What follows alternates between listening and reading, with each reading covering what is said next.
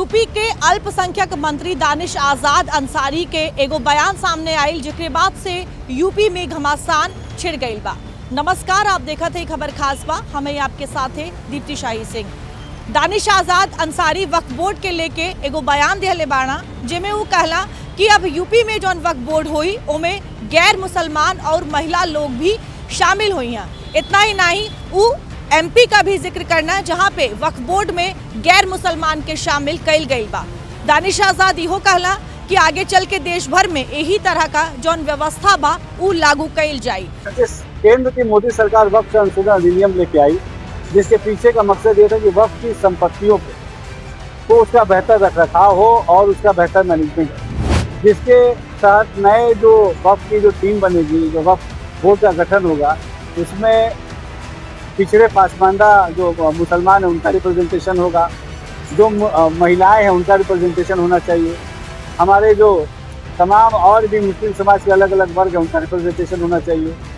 हमारे दो ऐसे सदस्य का भी नॉमिनेशन उसमें होना है जो नॉन मुस्लिम है। आने वाले समय में जब उत्तर प्रदेश में भी ऐसे गठन की प्रक्रिया चलेगी तो वक्फ संशोधन अधिनियम के अनुसार जो भी फॉर्मेशन की प्रक्रिया होगी, नियम कायदे कानून होंगे, बायलॉज होंगे, उस अनुसार यूपी में भी ऐसा गठन किया जाए। अब एक बयान के बाद से यूपी में एक बार फिर से वक्फ बोर्ड के लेके चर्चा तेज हो गई बा। लेकिन आखिर वक्फ बोर्ड के लेके ये चर्चा होत काहे बा और काहे जरूरत पड़ल वक्फ बोर्ड में संशोधन कैले के, और साथ ही साथ एक लेके धार्मिक पक्ष का बा और सियासत कैसे पर होता, ये पूरा मामला के आपके अगले आधे घंटे समझाए।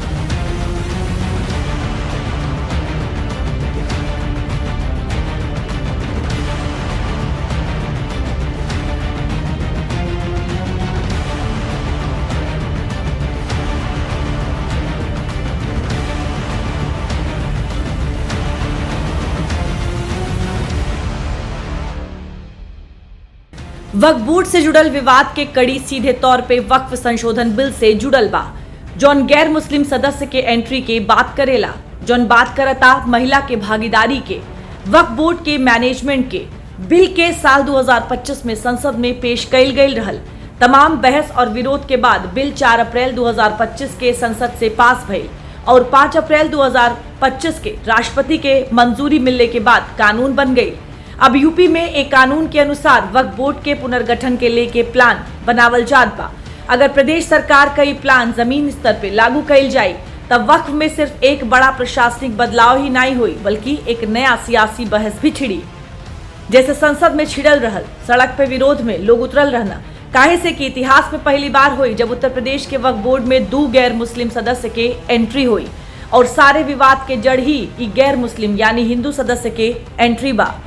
आप हुसैन का फिर बिठाइए, कलेक्टर बिठाइए, एक आदमी और रखिए, अब गवर्नमेंट का कोई दिक्कत नहीं है। लेकिन हमें गैर मुस्लिम जो ना हुकूमत का है ना कुछ है, वो बाहर का आदमी अंदर कैसे आ रहा है? भाई गवर्नमेंट का आप आदमी बिठाइए ना लाके।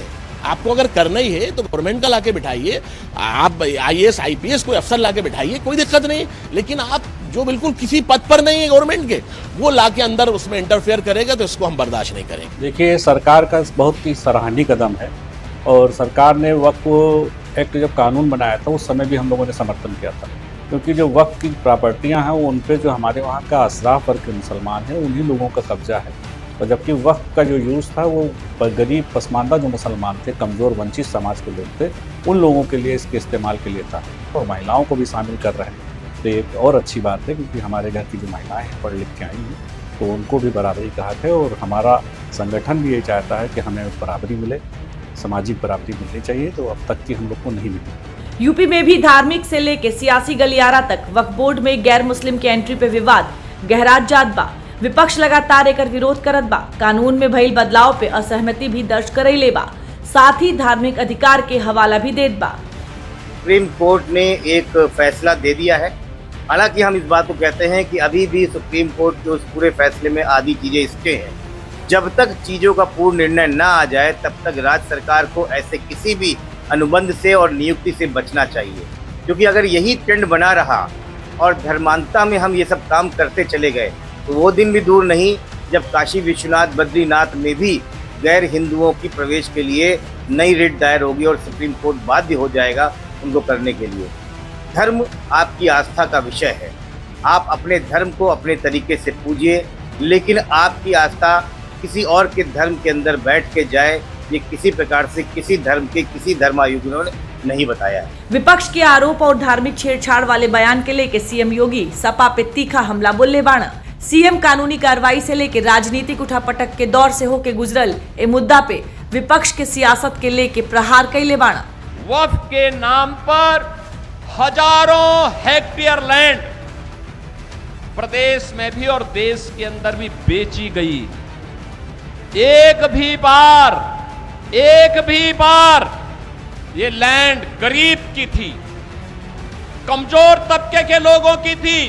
ये लैंड जिसको गरीबों के नाम पर पट्टा दिया जा सकता था, जहां पर कन्वेंशन सेंटर बनाया जा सकता था, जहां पर किसी राजेंद्र मौर्य जैसे किसी गरीब व्यापारी के लिए दुकानें और व्यापारिक प्रतिष्ठान बनाए जा सकते थे, जहां से वह अपनी प्रतिभा और अपनी कारीगरी का परिचय देकर के दुनिया को देता। इन्होंने वक्फ के नाम पर उस लैंड को कब्जा करवा करके बेच करके और कुछ चुनिंदे लोगों ने वक्फ के नाम पर उस लैंड का वारा न्यारा किया है। एक भी बार कांग्रेस और समाजवादी पार्टी बोली नहीं। सीएम योगी के ए बात के समर्थन करत मौलाना शाहबुद्दीन रजवी बरेलवी भी वक्फ के संपत्ति के नाम पे जमीन के गलत इस्तेमाल और अवैध संचालन के ब्यौरा सारे दुनिया के सामने रख ले बाणा। वक्फ बोर्ड की बात की और उसमें खुर्द-बुर्द की बात कही है, खरीदो फरोख्त की बात कही है, मैं उससे 100% इत्तफाक रखता हूँ। चाहे सुन्नी वक्फ बोर्ड हो या शिया वक्फ बोर्ड, इन दोनों बोर्डों के जो जिम्मेदारान थे, इन लोगों ने खूब अपने कार्यकाल में ज़मीनों की लूट की है और पूरे हमारे बुजुर्गों की वक्फ की हुई ज़मीन को बर्बाद कर दिया। जिन लोगों ने ली, उन लोगों ने अपने अपने इलाकों में वक्फ बोर्ड की ज़मीनों का लखनऊ की रेवड़ी की तरह बंटवारा किया है। नया वक्फ कानून यानी वक्फ संशोधन अधिनियम 2025 के बाद कइल जा त एमे वक्फ बोर्ड के ढांचा के पूरी तरह बदल देवल गईल बा। नया कानून में साफ बतावल गईल बा कि वक्फ बोर्ड में कितना सदस्य हुई हैं, कौन धर्म वर्ग और समुदाय से हुई हैं, स्त्री या फिर पुरुष एकर भी खास ध्यान रखल गईल बा। वक्फ बोर्ड के ढांचा देखल जाता वक्फ बोर्ड में 2 गैर मुस्लिम सदस्य के होखल अनिवार्य बा। महिला लोगन के भागीदारी के बढ़ावे खातिर बोर्ड में 2 मुस्लिम महिला सदस्य के होखल भी अनिवार्य कइल गईल बा। साथ ही विभिन्न मुस्लिम समुदाय के प्रतिनिधि जैसे पसमानदा के भी ध्यान में रख के वक्फ बोर्ड के गठन कइल जाई। बोहरा समुदाय के प्रतिनिधि हुई हैं और एक अध्यक्ष हुई जौन बोर्ड के सदस्य द्वारा ही चुनल जाई। सबके भागीदारी और प्रतिनिधित्व के तय कैले के साथ साथ संख्या भी तय कइल गईल बा। पूरा स्ट्रक्चर में बैलेंस के भी खास ध्यान रखल गईल बा, यानी प्रदेश सरकार या कोनो भी वक्फ बोर्ड अपने मन मुताबिक सदस्य नियुक्त नहीं कर सकेला। नया कानून कहेला कि राज्य वक्फ बोर्ड में 10 से 11 सदस्य हुई हैं। गैर मुस्लिम के भागीदारी के खास ध्यान देवल जाई, लेकिन बोर्ड में अधिकतम 3 गैर मुस्लिम सदस्य के ही शामिल कइल जा सकेला। इससे ज्यादा के प्रावधान कानून में नाई बा। एकरे साथे वक्फ संपत्ति के एक केंद्रीकृत ऑनलाइन पोर्टल के माध्यम से पंजीकरण जरूरी बतावल गईल बा।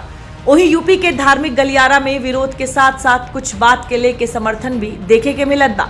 नया कानून में शामिल कइल गईल प्रावधान में सुधार के मांग भी कइल जात रहल। सेंट्रल गवर्नमेंट ने वक्फ प्रॉपर्टी को बचाने के लिए कुछ संशोधन किए हैं, मैं उसकी सराहना करता हूँ। ख़ास तौर पर हुकूमत का शुक्रिया अदा करता हूँ कि उन्होंने वक्फ की प्रॉपर्टी को बचाने के लिए, उनकी हिफाजत के लिए एक बड़ा कदम उठाया है। बस मेरी एक दरख्वास्त ये है हुकूमत से कि जो संशोधन हुआ है उसमें डीएम साहब को ज़्यादा इख्तियारात दे दिए गए हैं, जिसके ऊपर फौरी तौर पर सुप्रीम कोर्ट ने स्टे दे दिया है। मगर अगर पार्लियामेंट से ही उसमें संशोधन हो जाए और इख्तियारात ये वक्फ बोर्ड को दे दिए जाएँ और वक्फ बोर्ड के ऊपर एक निगरान कमेटी बना दी जाए तो ये मैं समझता हूँ ज़्यादा बेहतर होगा। सेंट्रल गवर्नमेंट ने वक्फ बोर्ड में बहुत सारे संशोधन किए हैं। उसमें एक संशोधन ये है कि वक्फ बोर्ड का जो मेंबर है वो महिलाएं होंगी। तो मैं समझता हूँ कि गवर्नमेंट का ये इक़दाम बिल्कुल सही है, काबिल तारीफ़ है। वक्फ बोर्ड के लेके जौन बहस चलत बा ओमे विरोध करे वाला लोग संविधान के आर्टिकल 25 और 26 के हवाला देत हवा। ए लोगन के कहल बा कि धार्मिक स्वतंत्रता में सरकार की तरफ से छेड़छाड़ कइल जात बा।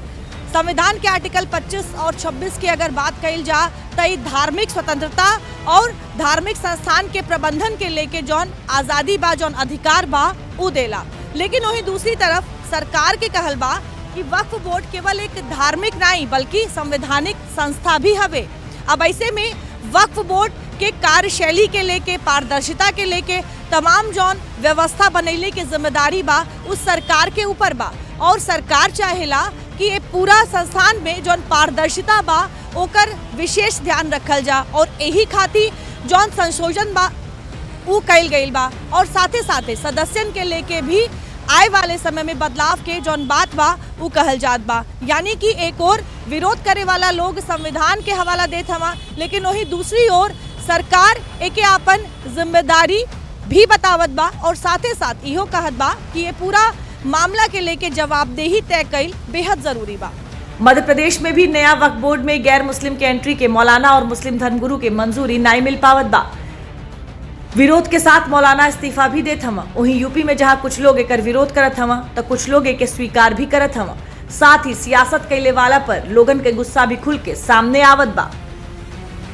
जहाँ तक वक्फ बोर्ड में गैर मुस्लिम सदस्य की बात है, इसको लेके कहीं कोई नाराज़गी नहीं है, जनता के अंदर कोई नाराज़गी नहीं है। हाँ, कुछ लोग हैं जो इस मुद्दे को हिंदू मुस्लिम मुद्दा बना के, सांप्रदायिक मुद्दा बना के अपनी राजनीतिक रोटियां सेकना चाहते हैं, वो इसका ज़्यादा हो हल्ला करते हैं। आप देखेंगे कि अल्पसंख्यक कल्याण अधिकारी जो होते हैं अक्सर आप देखेंगे ज़्यादातर हिंदू समाज से देखेंगे, तो क्या वो काम नहीं कर रहे हैं, क्या उससे अल्पसंख्यक समाज में कल्याण का काम नहीं हो पा रहा? तो ऐसी बात नहीं है, सेकुलर देश है और सरकार की जो भी संस्था है वो सेकुलर होनी चाहिए।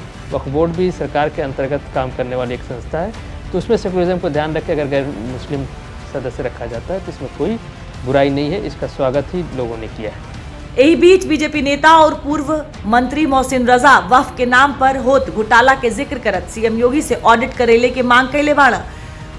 वक्फ अधिनियम के धारा 47C के हवाला देत राज्य सरकार से सब शिया और सुन्नी वक्फ संपत्ति के आय और प्रबंधन के व्यापक ऑडिट करेले के अनुरोध कैले बाड़ा ताकि भ्रष्टाचार पर रोक लग सके। उत्तर प्रदेश में जब रजिस्टर्ड हुए वक्फ तो 2 लाख से ऊपर थे और आज की तारीख में 1,27,000 सुन्नी और शिया में वक्फ की संपत्तियां रजिस्टर्ड हैं और संपत्तियां कितनी होंगी, अकूत संपत्तियां हैं, उसके बारे में तो कभी दर्शाया नहीं गया।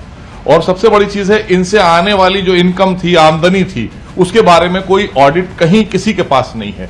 तो हम माननीय मुख्यमंत्री आदरणीय योगी आदित्यनाथ जी से मांग करेंगे, क्योंकि हम जीरो टॉलरेंस पे काम कर रहे हैं, हमारी सरकार जीरो टॉलरेंस पे भ्रष्टाचार पे काम कर रही है। तो इसलिए हमारी मांग है इस संपत्तियों को लेकर कि वक्फ की जो संपत्तियां हैं उनका ऑडिट होना चाहिए। वक्फ अधिनियम 47C के तहत वो राज्य सरकार को पूरा राइट है, पूरा अधिकार है कि वो सारी संपत्तियों का ऑडिट करा सकती है। बड़े बड़े इदारे जो चल रहे हैं, चाहे वो लखनऊ में हो, कानपुर में हो, गाजियाबाद में हो, मुजफ्फरनगर में हो, सहारनपुर में हो, आगरा में हो, सब जगहों पर बड़ी बड़ी संपत्तियां, बड़े बड़े जो इदारे हैं, चाहे वो आप यहाँ नदवा ले लें या इस्लामुल करके इस्लामुल है, एक इस्लामिक वहाँ पर आगरा में है, तो इनके अंडर में ही 50-50 संपत्तियां हैं। तो ऐसे तमाम से सो कॉल्ड धर्मगुरु हैं जो नेता भी हैं और धर्मगुरु भी दिखते हैं, ये सारी संपत्तियों पर यही लोग बैठे हुए हैं।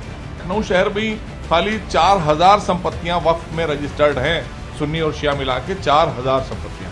और छोटी सी बात है कि आप यहाँ से निकलेंगे तो ये लवलेन में चले जाएं, यहाँ आप देखेंगे एक मस्जिद से लेकर और तमाम प्रॉपर्टियाँ इसकी जो हैं, आप उनका सोच सकते हैं कि कितना पगड़ी आती होगी। मामूली से मामूली पगड़ी भी अगर आती होगी 50 लाख 1 करोड़ के आसपास, लेकिन वो क्या दर्शाते हैं। तो ये जब ऑडिट कराएगी उत्तर प्रदेश सरकार, आदरणीय योगी जी के नेतृत्व की सरकार, तो अपने आप दूध का दूध और पानी का पानी होगा।